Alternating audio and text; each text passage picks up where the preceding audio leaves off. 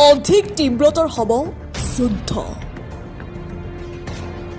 আমেৰিকাক ইৰাণৰ প্ৰত্যুত্তৰ। কোনো কাৰণতে আমেৰিকাৰ ওচৰত আঁঠু নলয় ইৰাণে। ইৰাণৰ এটাই নীতি, আমি যুঁজিম কিন্তু শত্ৰু দেশৰ ওচৰত আঁঠু নলওঁ। ইৰাণক সহজভাৱে লৈ ভুল কৰিলে আমেৰিকাই। ইৰাণক জোকাই লৈ বিপদত এতিয়া মহাশক্তিধৰ আমেৰিকা। আমেৰিকাই বাৰে বাৰে ইৰাণক আত্মসমৰ্পণ কৰিবলৈ হেঁচাৰ লগতে সকিয়নি প্ৰদান কৰি আহিছে যদিও হাৰ মনা নাই দেশখনে। আমেৰিকাই ইয়াৰ বাবে ইৰাণৰ ওপৰত ধাৰাবাহিক আক্ৰমণ অব্যাহত ৰাখিছে।